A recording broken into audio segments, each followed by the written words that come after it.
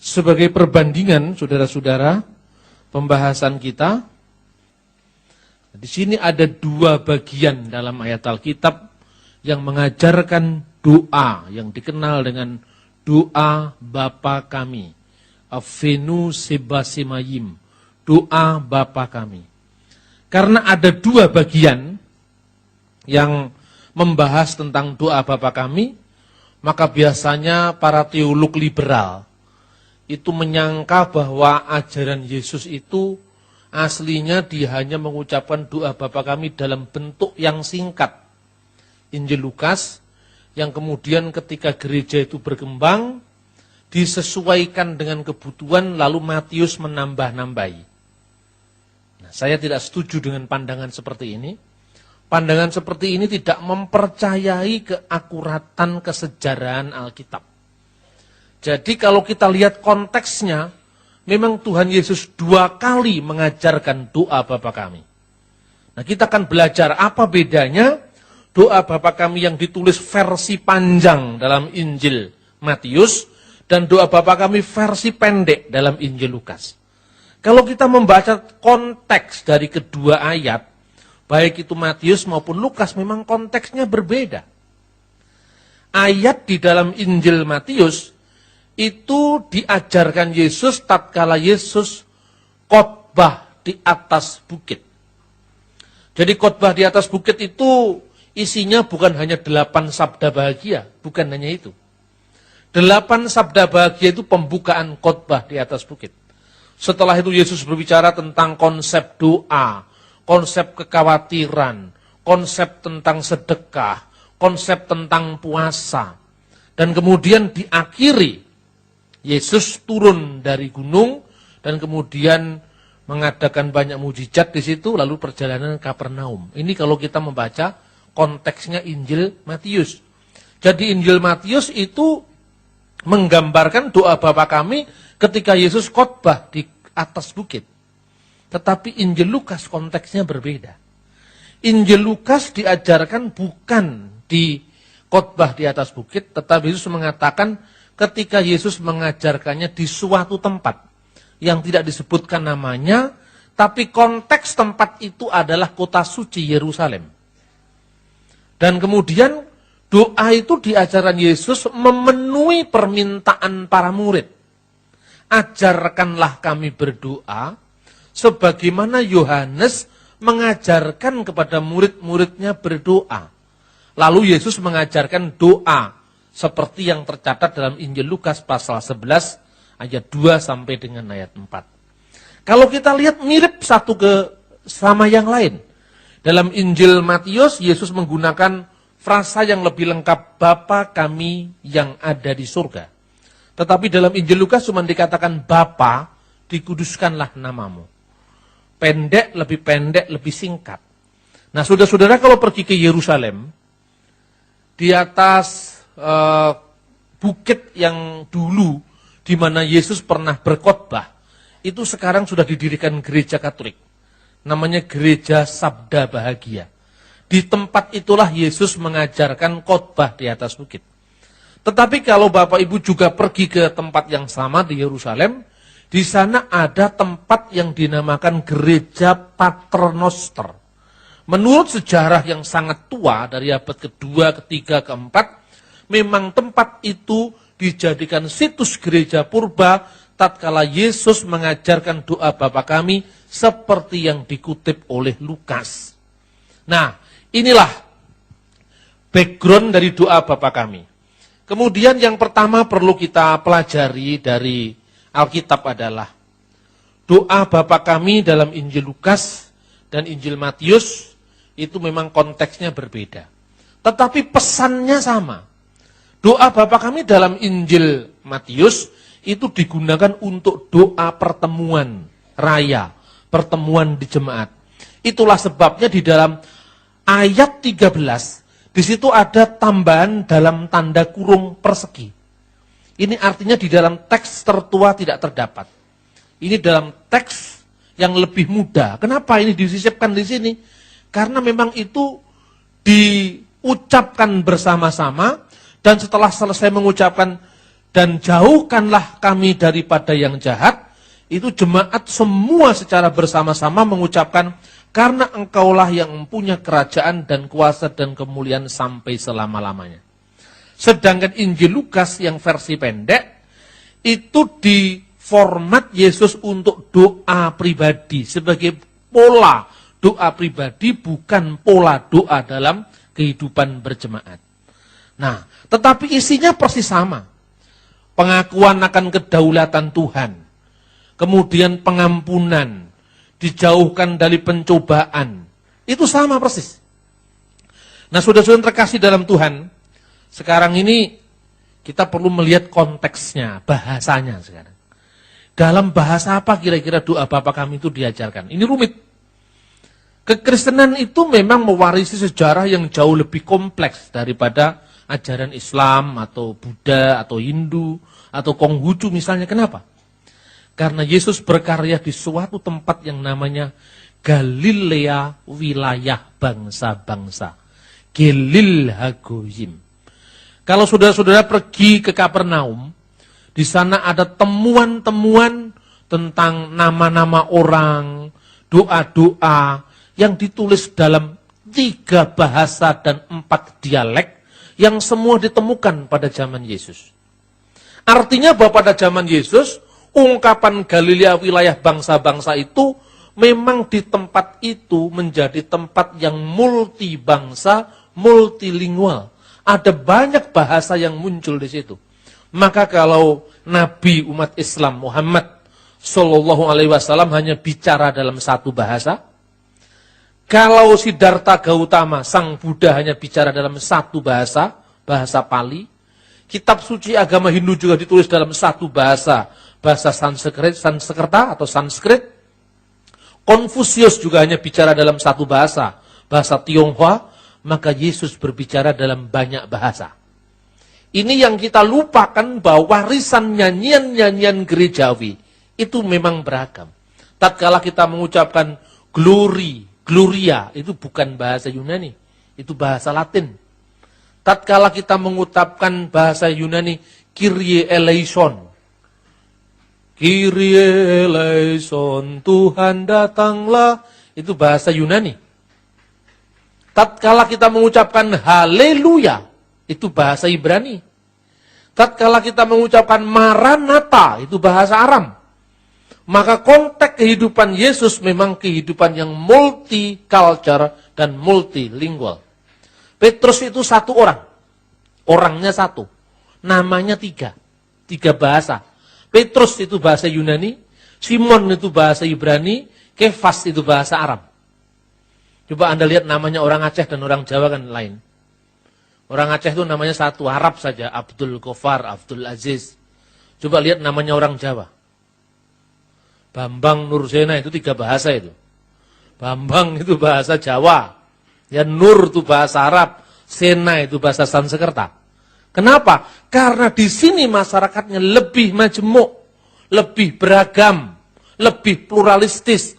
Begitu juga Kapernaum, Yerusalem, situasi di sekitarnya. Nah, tatkala Yesus berbicara kepada para murid, dia berbicara dalam bahasa Aramaik. Makanya dia mengucap ketika menjubahkan Efata, bukalah. Matanya langsung terbuka. Efata itu bahasa Aram. Bahasa Aram itu bahasa yang dipakai percakapan Yesus dengan para muridnya. Maranatha, bahasa Aram. Talitakum, bahasa Aram. Eli, Eli, lama sabaktani, bahasa Aram. Tapi haleluya, bahasa Ibrani. Tatkala Yesus masuk ke sinagog, sinagog itu rumah ibadat Yahudi. Di Nazaret, Yesus mendapat gulungan kitab Nabi Yesaya. Lalu dibacakan kitab itu, roh Tuhan ada padaku, dicatat dalam Lukas pasal 4. Bahasa apa itu dibaca Yesus? Bahasa Ibrani. Karena liturgi sebagian besar orang Yahudi ditulis dalam bahasa Ibrani, sebagian dalam bahasa Aram. Mungkin saudara-saudara untuk lebih jelasnya, bahasa Ibrani contohnya kayak apa? Evenu salom alaikum. Evenu salom alaikum, Evenu salom alaikum, Evenu salom, shalom, salom alaikum. Itu bahasa Ibrani. Tapi kalau bahasa Aram, Yidkhadal ve yidkhadas sema rababi alma ose salom bim rumau. Itu bahasa Ibrani menyaut bahasa Aram. Kenapa ini penting, saudara-saudara? Karena itu kelebihan dan keunggulan kekristenan. Kekristenan itu tidak pernah memutlakkan satu bahasa. Dia berbicara dalam berbagai macam bahasa. Untuk apa Tuhan menyiapkan itu? Bahasa Ibrani ketika dia di bait Allah, ketika dia di sinagog atau rumah ibadat. Bahasa Aram ketika bercakap-cakap dengan para murid. Tetapi ketika Injil ditulis tidak dalam bahasa Ibrani. Ketika perjanjian baru ditulis tidak dalam bahasa Aram, tapi dalam bahasa Yunani. Kenapa dalam bahasa Yunani? Bahasa Yunani adalah bahasa internasional pada saat itu. Maka kalau seandainya Injil ditulis dalam bahasa Ibrani, hanya lokal di sekitar Yudea. Tidak bisa go internasional. Dalam waktu yang tidak sampai 50 tahun, Injil sudah sampai di Roma. Injil sudah sampai di Efesus. Injil sudah sampai di Asia Kecil, Turki sekarang ini. Injil sudah sampai di Mesir, Kirene, Alexandria. Karena apa? Di tempat-tempat itu seluruhnya bahasanya adalah Yunani. Maka perjanjian baru ditulis dalam bahasa Yunani. Ini saya ibaratkan gini ya. Ketika misalnya saya orang Islam. Ketika saya ngaji di masjid pakai saya bahasa Arab. Benar kan? Tapi ketika saya ngomong sama saudara-saudara saya, teman-teman saya di Surabaya, saya katakan, yo opo rek kabare, tekon di sampeyan. Gitu? Bahasa Jawa. Tapi tatkala saya ngajar di kampus, bahasa Indonesia. Tatkala saya diundang ceramah di Singapura, bahasa Inggris. Nah, untuk melacak Pak Bambang dulu ngomongnya pakai bahasa apa? Gampang sekali. Ketika saya ngomong di rumah, pasti kebanyakan pakai bahasa Jawa. Ketika saya beli bakso, beli soto, pasti ngomong bahasa Jawa. Bener apa enggak? Jarang ngomong bahasa Indonesia. Tapi tetap kala saya bertemu dengan Presiden SBY misalnya, pasti sopan santunnya bahasa Indonesia.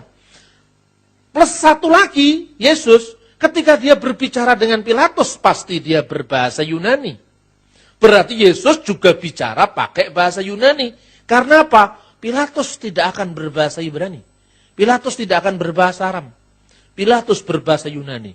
Tetapi seandainya zaman Yesus sudah ada KTP, KTP-nya pasti ditulis dalam bahasa Latin.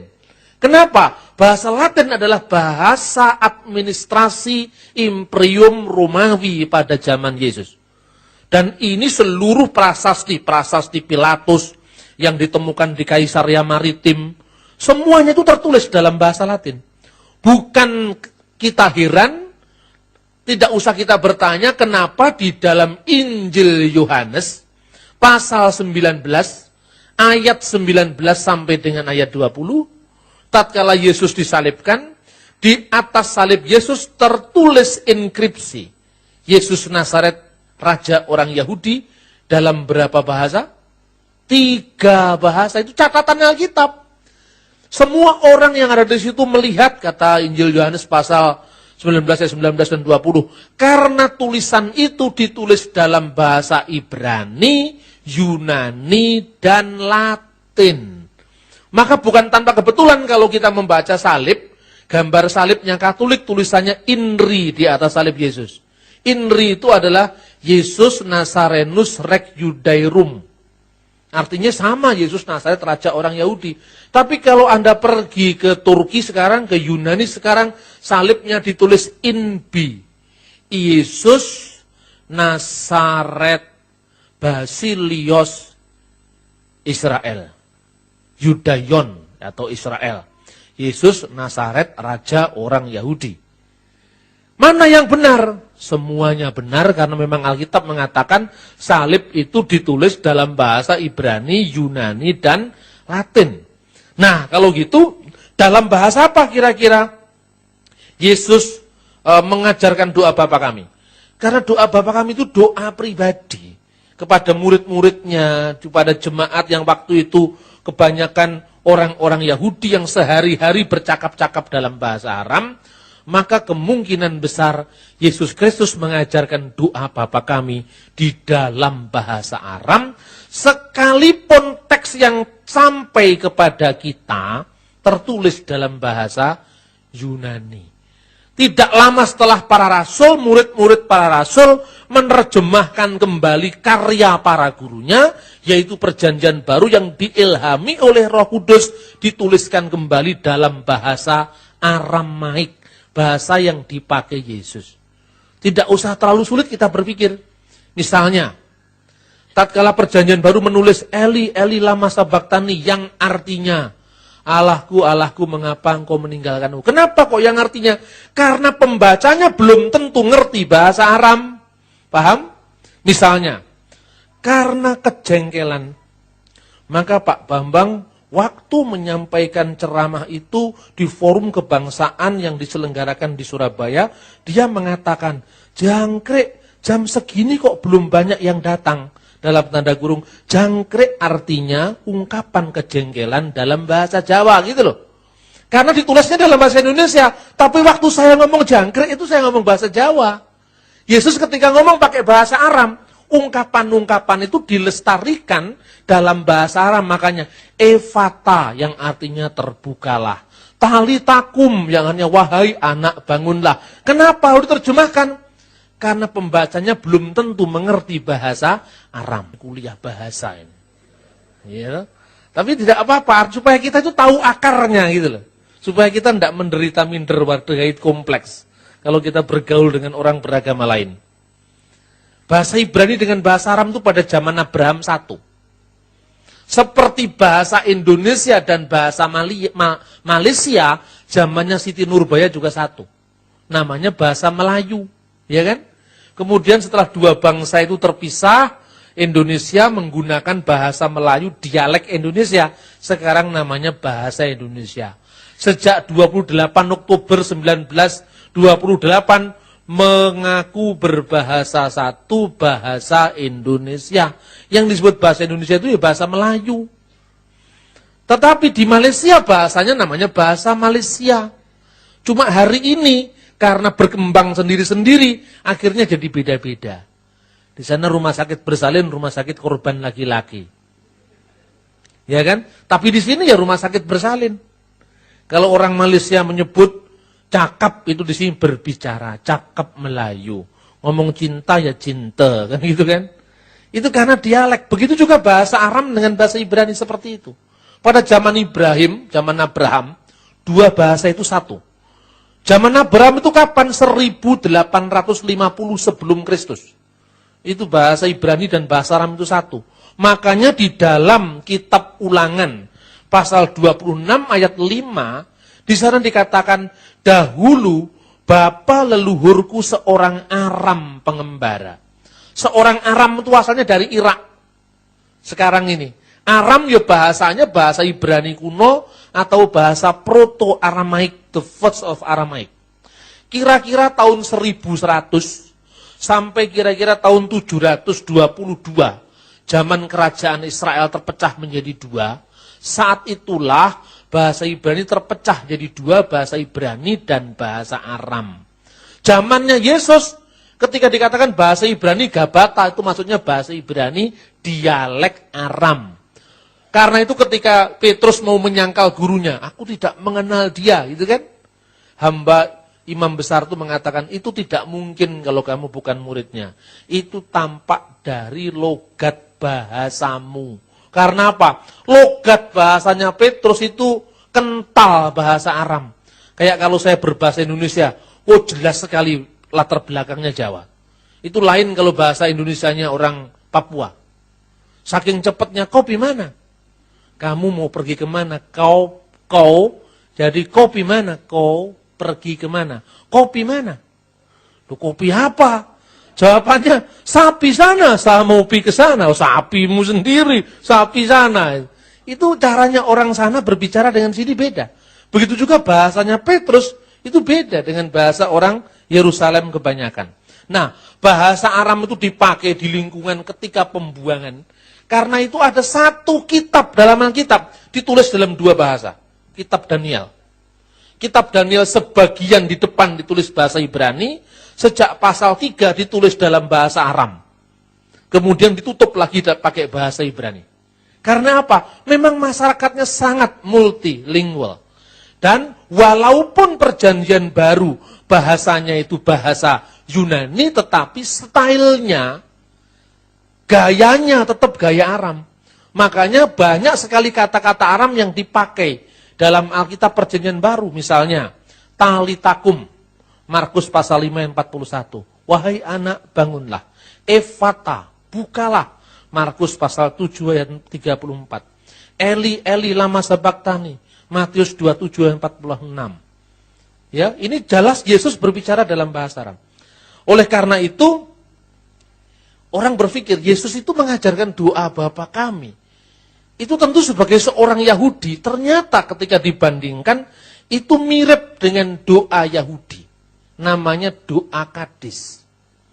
Nah, apa berarti Yesus jiplak dari Yahudi? Tidak. Kalau orang Kristen punya Alkitab Perjanjian Lama, ya karena kekristenan itu penggenapan dari agama Yahudi. Perjanjian Lama itu isinya apa? Nubuat-nubuat, harapan-harapan, simbol-simbol. Perjanjian Baru, penggenapan-penggenapan yang simbol menjadi hakikat, yang dulu dinanti-nanti sekarang sudah datang. Maka segenap doa-doa Yahudi pun oleh Perjanjian Baru, khususnya oleh Yesus, diberikan makna yang baru. Nah, doa Kades itu kira-kira bunyinya seperti ini. Ini mirip sekali dengan doa Bapa kami. Nanti kita akan lihat orang Yahudi asli ketika mengucapkan doa Kades, dan ini orang Yahudi-Yahudian. Karena saya orang Indonesia, artinya saya belajar bahasa Aram, saya belajar bahasa Ibrani, tapi tentu saja lidah saya tidak sama dengan lidahnya Benyamin Netanyahu. Tidak sama dengan lidahnya orang Israel aslinya. Doa Kades Yahudi itu bunyinya seperti ini. Sayang tidak sempat ditulis ya. Yithadal ve yithadas seme rababi alma dibrakir utai. Artinya, dimuliakanlah dan dikuduskanlah namanya yang besar di alam semesta yang dijadikan menurut kehendaknya. Nah, coba katakan, jadilah kehendakmu, datanglah kerajaanmu, dimuliakan namamu, kan mirip. Kemudian, weyamlik malkutai, bihayeikon, ubeyumeikon, datanglah kerajaannya selama engkau masih hidup pada masamu. Ubehayeidikol Israel, ba'agala uwisman karif ve imru amin. Datanglah kerajaannya selama engkau masih hidup pada masamu, dan selama segenap keluarga Israel hidup, terpujilah namanya dari kekal sampai kekal, dan hendaknya yang percaya berkata, amin.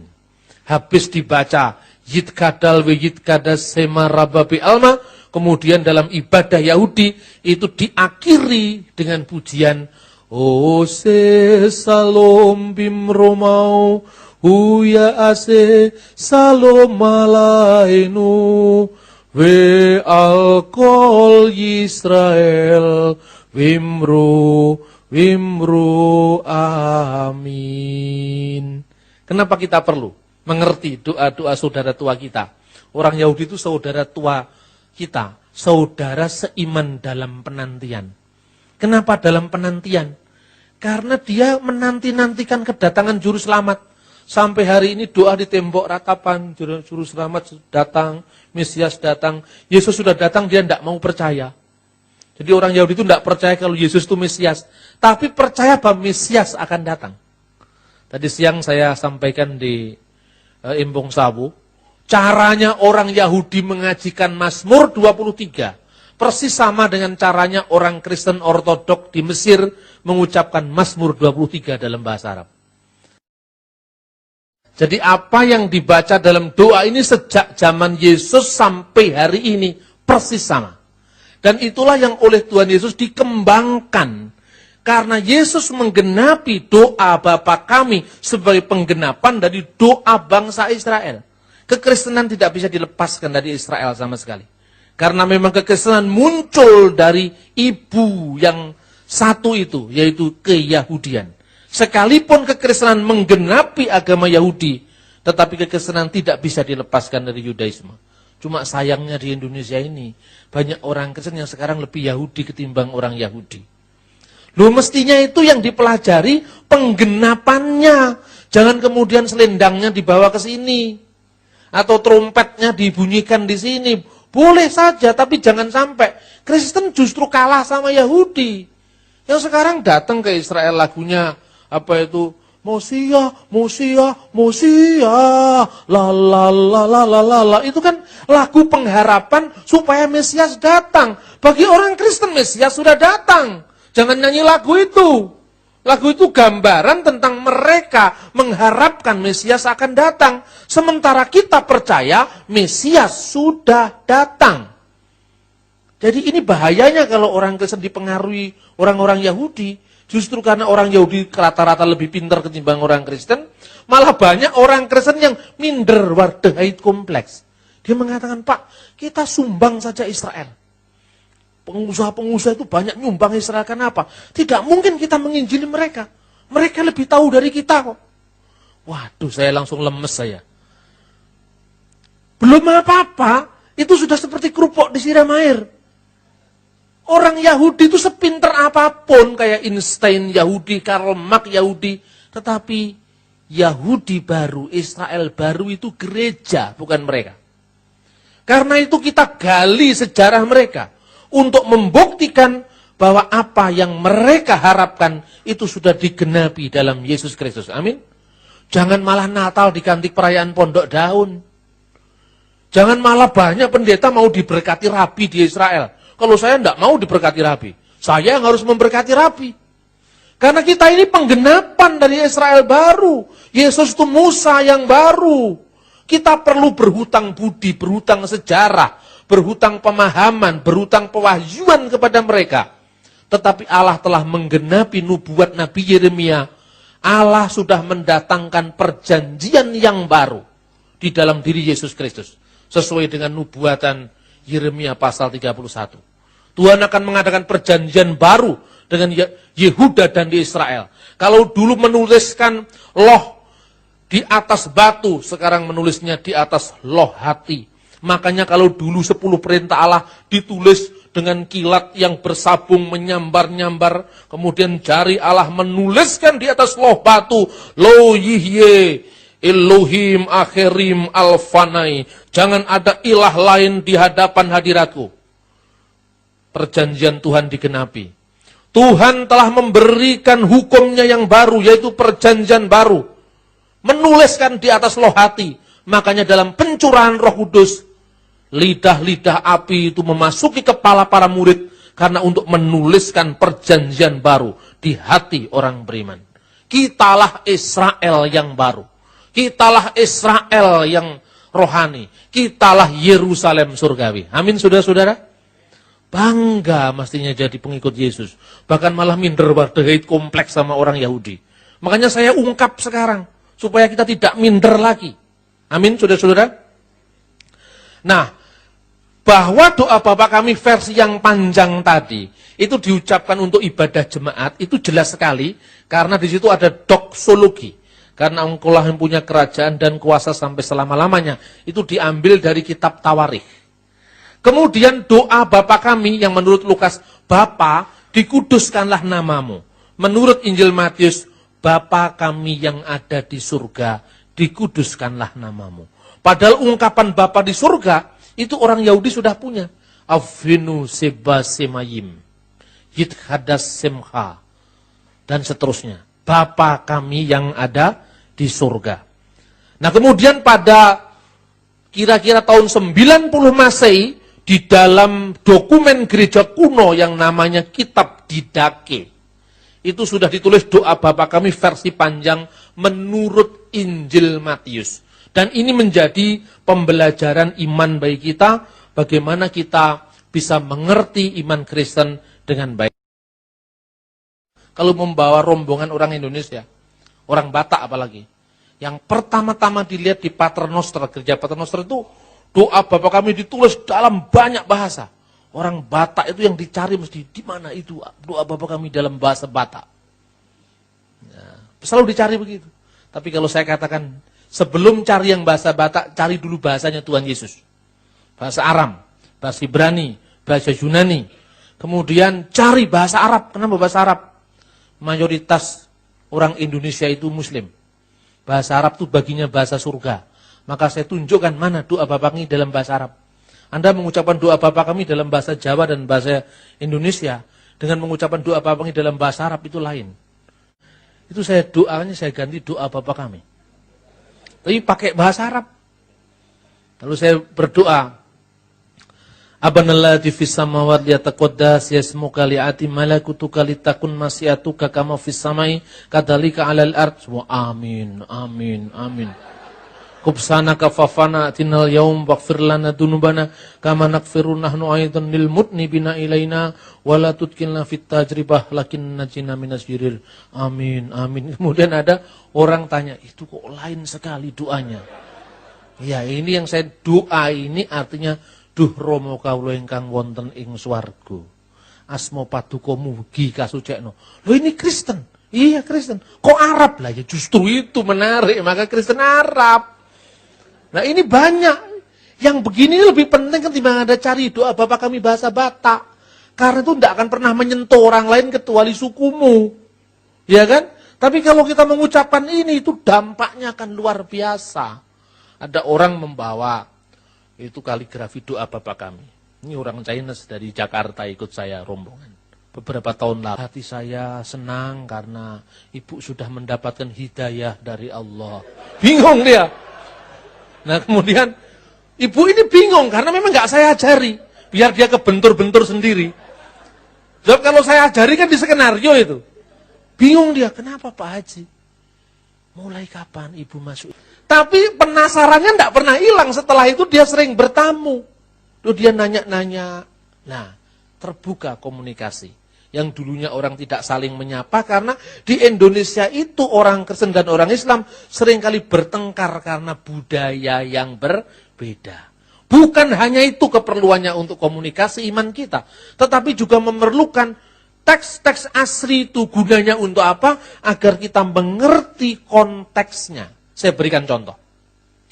Kalau Bapak Ibu Saudara-saudara membaca Matius pasal 6 ayat 12 dalam terjemahan King James, mungkin akan bingung. And forgive us our debt, as we forgive our debtor. Dan ampunilah kami akan hutang-hutang kami, seperti kami telah mengampuni orang yang berhutang kepada kami. Loh, masa hutang kok diampuni? Coba, dari mana ini asalnya? Kita tidak bisa mengerti kalau tidak ngerti konteks aslinya.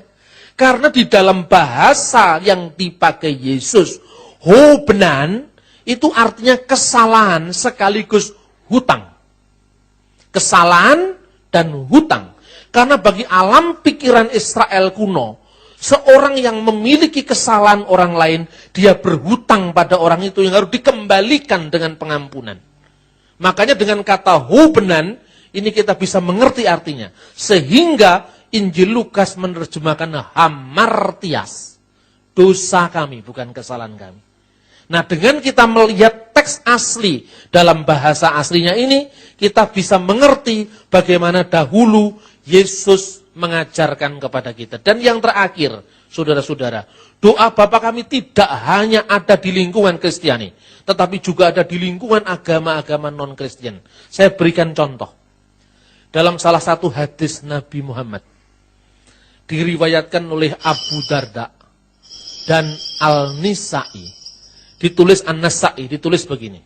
Doa kesembuhan untuk orang sakit. Bunyinya sangat mirip dengan doa Bapa kami. Apalagi kalau dibandingkan dengan doa Bapa kami dalam bahasa Arab. Rabbanallahu fis sama'i. Ya Allah Tuhan kami yang ada di surga. Nah bapaknya dihilangkan. Karena bapaknya dianggap punya anak. Padahal Allah tidak beranak. Maka Bapa kami diganti Tuhan kami. Kemudian watakhodasa ismuka. Dikuduskanlah namamu. Persis sama. Amruka fis sama'i wal ard. Kehendakmu di surga dan di bumi. Kama rahmatika fis sama'i fajhal rahmatika fil ardi. Seperti rahmatmu di surga, begitu juga kiranya rahmat-Mu di bumi. Waghfir lana haubana wa khatayana. Ampunilah kesalahan dan dosa-dosa kami. Antar Rabbu thayyibin. Engkaulah Tuhan yang maha baik. Anzil rahmatan min rahmatika wa sifaan min sifaika ala hadal wajih. Turunkanlah rahmat dari rahmat-Mu dan kesembuhan dari kesembuhan-Mu atas penyakit ini. Amin. Itu digunakan doa untuk penyembuhan sakit. Sebagian dukun menggunakannya untuk penyembuhan orang sakit lewat pedukunan. Coba bayangkan, mulai dari hadis Nabi sampai klinik pedukunan dipengaruhi doa Bapa kami. Bukan hanya magicnya Elias Pikal yang dipengaruhi doa Bapa kami, tetapi juga dalam Islam. Artinya doa ini begitu kuat mempengaruhi dunia. Khotbah di atas bukit meletakkan etika global dunia. Maka kita harus memahami doa ini secara lebih dekat lagi. Dengan menunjukkan fakta-fakta ini, saya ingin mengajar kepada jemaat, banggalah menjadi pengikut Yesus Kristus. Amin. Suatu saat nanti akan saya sampaikan makna teologis ayat per ayat dari doa Bapa kami. Karena ini penting, tetapi saya sekarang menunjukkan sejarah doa Bapa kami. Saya ajak saudara-saudara untuk bangkit berdiri. Dan kita akan berdoa dan saya akan mengakhirinya dengan doa Bapa kami dalam bahasa Arab. Kalau Anda tidak mengerti bahasa Arab, aminkan saja, tidak mungkin sesat. Ini pasti benar. Karena ini doa Bapa kami dalam Alkitab yang memakai bahasa Arab. Mari kita berdoa. Bapa di surga, kami mengucap syukur karena Engkau telah mengajarkan kepada kami doa yang agung. Doa yang bukan sekedar berisi permohonan. Doa yang bukan sekedar berisi pujian, tetapi doa yang berisi permohonan, puji-pujian, pengagungan, ucapan syukur dan pengakuan-pengakuan atas kesalahan kami. Doa yang mengajari kami agar kami mengakui Engkau, sekalipun Engkau adalah Allah yang maha tinggi, Engkau adalah Allah yang maha kuasa, yang tampaknya begitu jauh dari orang-orang yang tidak mengenal Engkau. Tetapi Engkau mengizinkan kami memanggil-Mu Abba, ya Bapa. Bapa kami yang di surga. Karena Engkau menganggap kami bukan sekedar hamba, bukan sekedar budak, yang bekerja sesuai dengan hasil prestasi kebaikan kami. Tetapi Engkau mengangkat kami sebagai anak-anak-Mu Tuhan. Sehingga kami bisa mewaris dari surga itu karena kami adalah ahli-ahli waris-Mu, ahli-ahli waris Bapa Surgawi untuk anak-anak-Mu. Terima kasih Tuhan, itulah doa yang luar biasa bagi kami. Sekalipun mungkin kami tidak melafadzkannya setiap hari, tetapi kami bisa memahaminya, maknanya yang luar biasa, menjadi pola doa kami sehari-hari. Terima kasih Tuhan, terima kasih. Ibadah ini telah Engkau sertai, ibadah ini telah Engkau bimbing. Dan Tuhan, hamba-Mu hanya menanam dan menyiram, tetapi Roh Kudus yang memberikan pertumbuhan atas setiap apa yang sudah kami pelajari. Dan firman-Mu adalah ya dan amin. Tuhan Yesus, terima kasih. Kami sudah berdoa di dalam nama Tuhan Yesus Kristus yang telah mengajarkan kami berdoa. Abana ladzi fis samawat liyatakhoddas yasmuka liya'ti malakutuka litakun masyatuka kama fis samai kadzalika 'alal ard kubsana kaffafana atinal yaum waghfir lana dunubana kama naghfiru nahnu aidan lil mutnibina ilaina wa la tudkilna fit tajribah lakin najina minasyirir liana lakal mulka wal quwata wa masda ilal abad. Amin.